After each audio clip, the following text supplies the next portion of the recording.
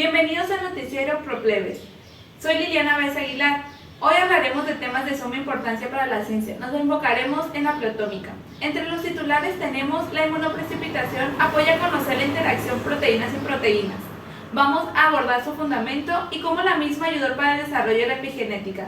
Como segundo tema tenemos la secuenciación de inmunoprecipitación y la aplicación en el análisis de nefropatía membranosa. El tercer titular es el descubrimiento de la técnica espectrometría de masas que ahora caracteriza las proteínas. Podemos saber la composición de las mismas. Por último tenemos la relación de la gran variedad de proteínas con las modificaciones posttraduccionales. Comenzamos. Para comenzar con el primer titular y entender mejor, la inmunoprecipitación es una técnica de inmunoensayo que utiliza anticuerpos conjugados a bits magnéticos o de agarosa.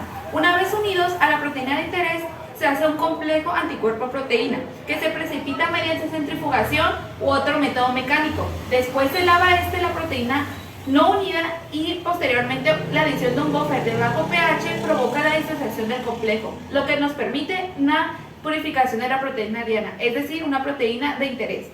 Pero, ¿qué proporciones o qué tanta importancia tiene en la ciencia? Bueno, este logra extraer una proteína de interés a partir de una muestra compleja para posteriores experimentos como la cuantificación mediante diversas técnicas como Westerprot, ELISA, y la segunda que abordaremos en especial es el estudio de la interacción proteínas-proteínas. La aplicación que abordaremos mayormente es el estudio de la interacción proteína-proteína. Pero se preguntarán por qué esto es tan importante. Bueno, estos son efectos críticos para muchos procesos celulares que se entienden desde la formación de estructuras macromoleculares y complejos enzimáticos, hasta regulación y traducción de señales. Comprender estas interacciones en detalle ayuda a proporcionar información útil sobre el mecanismo molecular de funcionamiento de la célula y el desarrollo de fármacos más complejos y en la ingeniería de procesos celulares en especial. Pero se preguntarán, ¿qué relación tiene la inmunoprecipitación con la epigenética? Bueno, para entenderlo mejor vamos a decir que la epigenética se centra en los cambios producidos en el ADN e histonas que modifican la estructura de la cromatina. Esto es sin afectar la secuencia de nucleótidos, pero sí produciendo cambios en la expresión génica. Existen diversas modificaciones importantes en el ADN, pero la más importante es la metilación de la cromatina, ya que esto desempeña un papel esencial en el silenciamiento o activación de la expresión génica, esto afectando a los procesos celulares. Estos cambios en los patrones de metilación aparecen en las primeras etapas de desarrollo de cáncer y otras enfermedades. Un descubrimiento importante fue la inmunoprecipitación de la cromatina, que esta es una técnica que utiliza para el estudio de la unión de proteínas a regiones específicas del ADN genómico. Gracias a esta técnica podemos tener una imagen de las interacciones proteína-ADN en el núcleo celular. Estas interacciones llegan a formar un papel fundamental en la regulación génica. Cada vez más estudios muestran que la unión de estas proteínas, ya sea factores de transcripción o histonas modificadas, se unen a una región determinada del ADN en células o tejidos produciendo diferentes patrones de metilación. Esto se vincula mucho con edades, por ejemplo el cáncer, distrofia, lupus y varios defectos en el nacimiento. Se espera que con esto ayudará la comprensión y el tratamiento. Para hablarnos del segundo titular, le cedo la palabra a mi compañera Yaremi Figueroa. Adelante. Pues esta técnica consta en una serie de pasos, ya que primeramente se basa en la fijación de la célula a analizar. Seguidamente, un análisis celular para poder extraer el ADN del núcleo de la célula, donde se encuentra el ADN. Este será fragmentado para después incubarse con un anticuerpo específico y se procederá a precipitar y separar el material de interés, que es el ADN, eliminando así el anticuerpo y la proteína. Y por último, se secuenciará el ADN para poder llegar al resultado que normalmente es la detección de alguna enfermedad, como se mencionó anteriormente. Ahora hablaremos de la utilización de esta técnica en el análisis de la trimetilación de la histona H3K9 en células mononucleares de sangre periférica de pacientes con nefropatía membranosa. Pero primeramente, ¿qué es la nefropatía membranosa? Pues esta se caracteriza por la presencia de engrosamiento difuso de la membrana basal glomerular y disposición subepitelial de inmunocomplejos in situ, y es la causa más común de síndrome nefrótico idiopático en adultos con una incidencia de 5 a 10 por millón por año. El resultado de estos estudios nos arrojan los autores, pues utilizaron inmunoprecipitación de cromatina seguida de secuenciación de alto rendimiento para analizar las variaciones en una histona metilada en células mononucleares de sangre periférica, pues en 10 pacientes con linfanopatía. y 10 sujetos sanos. Hubo 108 genes con una expresión significativa y en diferentes pacientes con nefropatía membranosa, en comparación con los controles normales. Hubo alteraciones de H3K9 metilada en pacientes con nefropatía membranosa. Pues en resumen, ¿creen que estos resultados pueden ser candidatos para ayudar a explicar la patogenia en pacientes con nefropatía membranosa? Tales hallazgos novedosos muestran que H3K9 metilada puede ser un biomarcador potencial o un objetivo prometedor para las terapias de nefropatía membranosa basadas en la epigenética.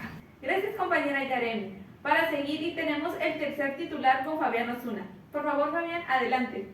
Muy buenas tardes a todos. Muchas gracias, Lili, por pasarme la palabra.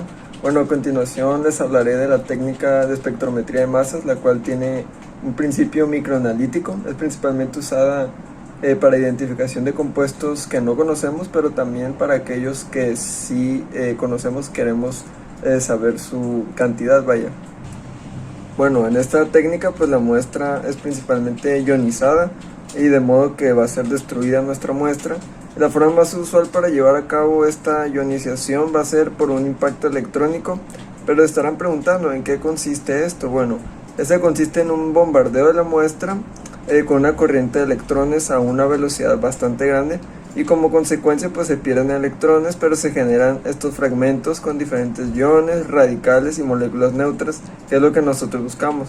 Los iones son conducidos posteriormente por un acelerador de iones, a un tubo analizador curvado sobre el que existe un fuerte campo magnético, y estos posteriormente serán conducidos a un colector analizador sobre el que se recogen los impactos de dichos iones.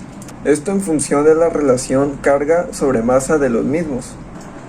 Bueno, obviamente esta técnica tiene múltiples variantes. Es común que se asocie con otros equipos o metodologías. Esto pues obviamente con el fin de conseguir mejores resultados, y uno de los casos más comunes que se acopla a esta técnica es la cromatografía, ya sea tanto de gases como líquida. Nos puede ser muy útil en estudios que buscan principalmente encontrar contaminantes, ya sea en cuerpos de agua o en otro tipo de lugares. Obviamente también sirve en investigación en general, por ejemplo en el área farmacéutica es bastante utilizada para el bioanálisis y en el desarrollo de nuevos fármacos, que es bastante cotizado, también es muy utilizado en el área forense, que se puede recurrir a este tipo de técnicas, y incluso puede llegar a usar en la industria, como es bien sabido, en el área petrolera. Por supuesto, también es utilizada para la caracterización de proteínas, específicamente igual para el área de proteómica. Esta pues nos va a ayudar a conocer la estructura de las proteínas. Principalmente se estudian aquellas que constituyen a nosotros los humanos, que forman parte de alguna ruta metabólica o que estén relacionados directamente con alguna enfermedad.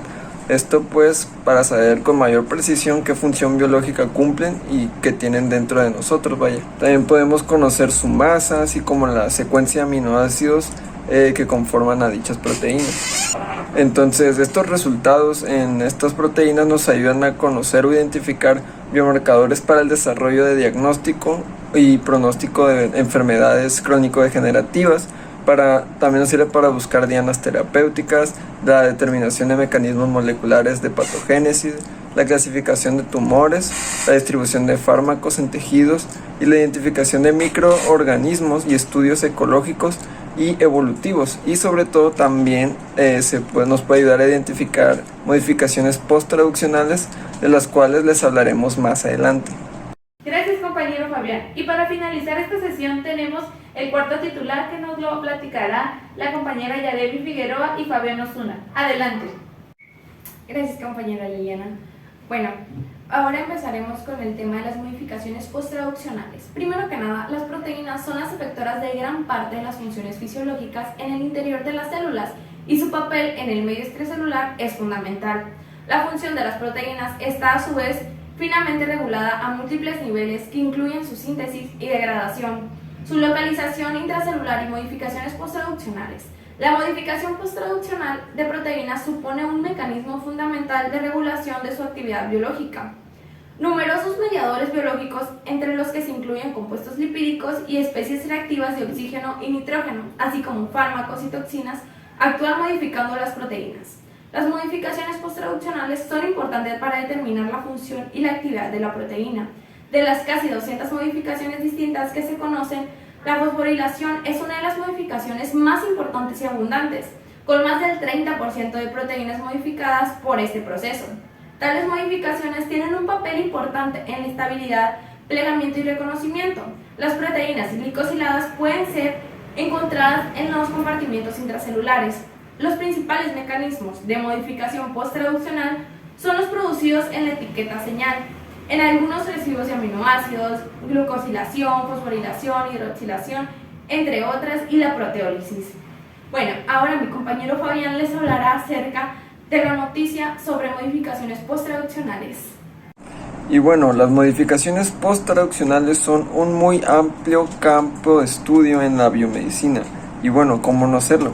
Actualmente se está buscando cómo estas afectan a múltiples proteínas, estas relacionadas en diversos tipos de cáncer, de los cuales suele destacar más el cáncer de mama, donde incluso se utiliza el término supertipos de modificaciones posttraduccionales, indicando la gran magnitud de estas.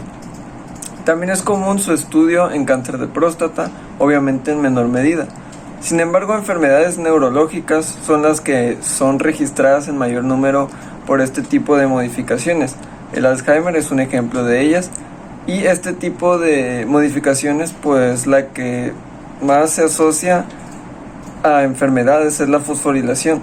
Se espera que en un futuro obviamente se logre comprender aún mejor cómo es que se originan este tipo de enfermedades, estudiando más de cerca gracias a la proteómica y a sus herramientas como es el espectrómetro de masas y otras metodologías, pues podamos comprender cómo es que mediante la caracterización de la proteína y la relación de esta con otras podamos ir descartando, cuáles son relacionadas y cuáles no son relacionadas a diferentes enfermedades. Obviamente esto ya sería tarea de los grandes investigadores, obviamente tú puedes ser uno de ellos, ¿por qué no? Y bueno, muchas gracias, hasta la próxima. Muchas gracias, nos vemos en la siguiente sesión del noticiero ProPlus.